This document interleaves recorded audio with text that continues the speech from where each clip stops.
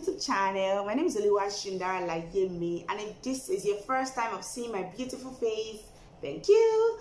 On this channel, I talk about faith, career, relationships, lifestyle, and every other good stuff. So if this is your first time, thank you. Please don't forget to press the subscribe button so that whenever I post a video, you would see it, and then press the notification bell so that you'll be the first person to know when there's a new video posted.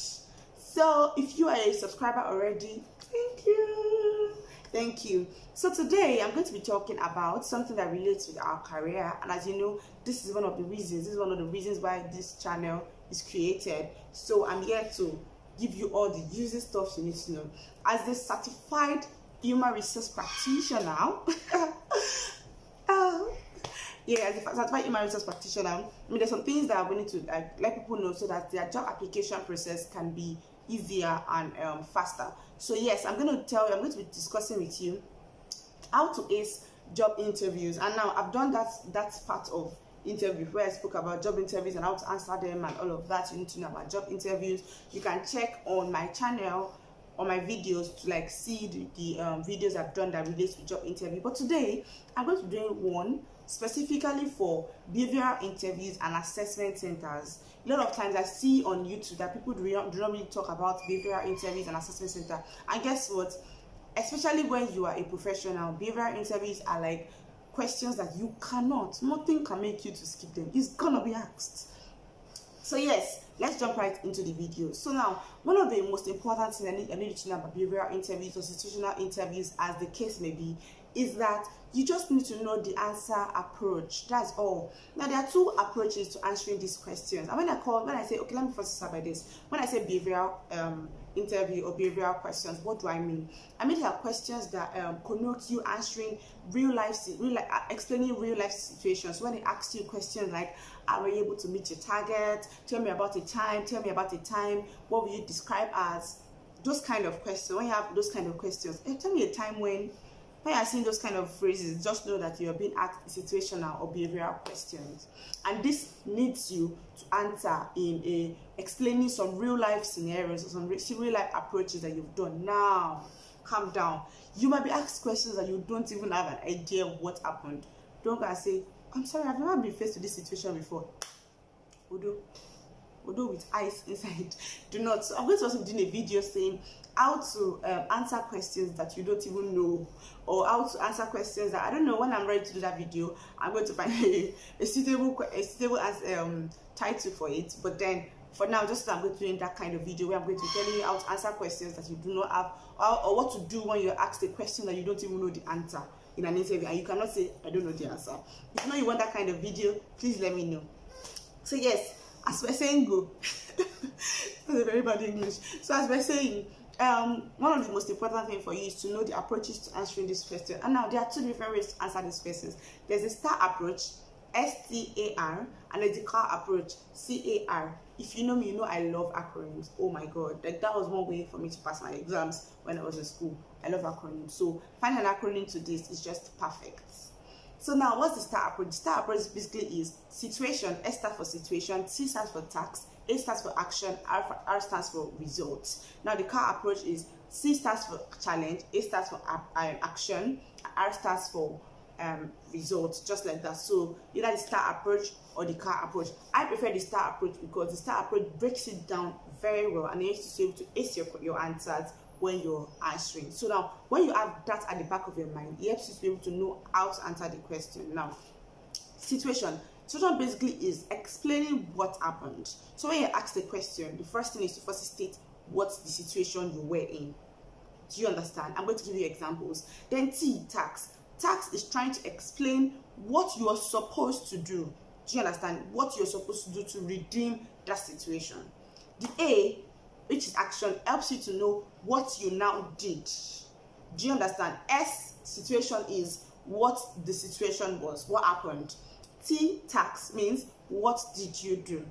A, action, means T, task, means what you were supposed to do. A, action, means what you did. R means what the outcome is. So what happened at the end of the day? Now let me give you an example. As a customer service representative, I mean, you can be asked the question like, how did you deal with a conflict, or how are you able to resolve a customer complaint, or how are you able to deal with an irate customer? Now let me give you an example off the top of my head. So this person works as a service center representative in a logistics firm. So what was the problem? This person can now say, so now as the interviewer, as the interviewee, so there was a time a customer called into the customer care center to complain about a shipment that was supposed to be delivered for our wedding, which is supposed to be on Saturday, and now she called me on a Thursday. That's the situation. Do you get? Now what's the tax? She expected that the delivery should be done already as at Thursday, and then this delivery has taken 3 days after and it has not been delivered. So that's the tax. I mean, she's supposed to expect a delivery 3 days before, and that she has not gotten it 3 days after, and then she's calling in to say she needs it for a wedding program, for our wedding on Saturday, and it's a very important part of our wedding program. Okay, so now that's the tax, right? So what's the action? She was very angry. She was very angry and very irate. She wasn't going to have it. She wasn't going to hear my apologies. So I tried to calm her down, and I promised her, I reassured her that I'm going to get it resolved. She just allowed me to probe for that to know what the situation is. Now, as a customer service representative, you're supposed to be able to know how to calm down a customer, right? And how to reassure them that their deal is going to be done, no matter how angry they are. That's why I hear NTA people say, my sincere apologies, but sorry about that. I don't know if those words are very irritating and annoying, but then that's their job. They're supposed to calm you down. Because I mean, if they don't calm you down, they don't even get to know how to solve your problem. So now you've reassured that the situation is going to be settled. I told her to give me a time, and I created a WebB number, helped her to check or track our shipment, and I found out that shipment has been delivered into a country, but it was stopped in a custom bonds. So I explained to her, and I told her that I'm going to help her to use relationship to get it sorted out, but she needs to assure me that when she needs to pay a duty payment, she's going to do that immediately. Now, I've also told her the solution to her problem, what I need her to do, and I've told her her own bits. And I've told her that even though it might be difficult, but I'm giving her my word that I'm going to solve her problem for her. Do you understand? I explained to her that whenever she wants to, after she makes payment, she should call back into the customer service and request to talk to me. So she went off the call, but then she was less angry by the time she was going to go off the call. Now that shows that I've done something right. And then behind closed door, I spoke with my person, and we already got the case settled. Minutes later, she called in to say she has made the transfer, and now she can actually she waits for the processing. So I assured her that she's going to get her shipment immediately. I'm able to confirm payment, and I'm going to make sure that her shipment is delivered in less than 24 hours. Now, this is a shipment that if she had not called in, if I wasn't going extra mile for her, I would not have been able to sort it out, right? And now I'm sorting it out. Do you understand that? So I've told you the situation, I've told you the tax, I've told you the action I did. Now what was the result? After on Friday, she called back and told me how surprised she was to get a shipment delivered at her doorstep at exactly 18 hours after she called. When she requested to speak with my supervisor, and she gave a very detailed recommendation. Now, this was the result, right? This also earned me an award in my organization for going the extra mile for a customer. Now, this just shows that how I dealt with an irate customer. Now, you can also use this kind of example for saying, how did you go extra mile for a customer? How did you go behind the bar for a customer? Now, can you see that I stated the situation, I stated the tax, I stated the action, and I stated the results? Now, what if you're also asked as a salesperson or a credit collector that how were you able to undo a very difficult situation, a very difficult task in your organization? Now, another situation is, at the end of the last quarter of last year, we're not anyway meeting our revenue for the year. And it was going to be a very terrific experience if we did not meet our targets. Now, what was the tax? I had to sit with my team to look into our processes and our approach, and to begin to look at the ones that have not been working over time, to evaluate it and make sure that we begin to work on new effective processes. That's the tax, right? Action. We sat down, looked into the process, evaluated them, looked at the ones that have worked for us over time, and then prepared a better approach and model which could help us in affecting our target and getting our processes. We also used We also reinvented some approaches and some methods that we got from other people around to ensure that we got our money and to meet our targets. At the end of the day, we were able to meet our targets for the year. We even exceeded it by 12%. And this earned us awards of recognition, and we're also very appreciated by the management. I mean, I might not have said this well because I'm not a salesperson, but this is just you saying like something that you did. This is just you saying a situation, a task, an action, and a result. The result helps you to see what happened, and you can also say how you were appreciated by the team for doing that. Do you understand? So that is how to actually answer behavioral questions. Now when we're talking about assessment centers, so let's go straight to assessment centers. So assessment centers basically are done like they're always done most times the last stage of interview. Like you've done a lot of interviews, and then the next time is just do an assessment center to look at your behavior, look at your competencies, and how well you are able to display them.